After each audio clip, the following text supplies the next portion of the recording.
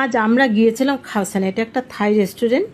এই রেস্টুরেন্টটা আমার খুব ভালো লেগেছে, বিশেষ করে এর কালারফুল ডেকোরেশনের জন্য। কাকতালীয়ভাবে ওর কালারফুল ডেকোরেশনের সাথে আমার জামার কালার মিলে যায়।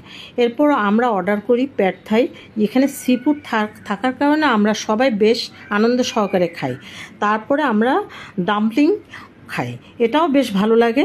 তারপরে আমরা খাই থাই চিকেন বোল, আমার কাছে এটাও বেশ ভালো লেগেছে।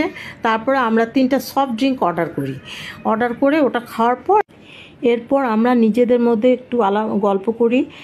মানে ডেজার্ট হিসেবে ম্যাঙ্গো স্টিকি রাইসের অর্ডার আগেই করা ছিল, ওটা আসার পর আমরা আনন্দ সহকারে সবাই খাওয়া দাওয়া করে আমরা বাসায় যাওয়ার জন্য প্রস্তুত হই।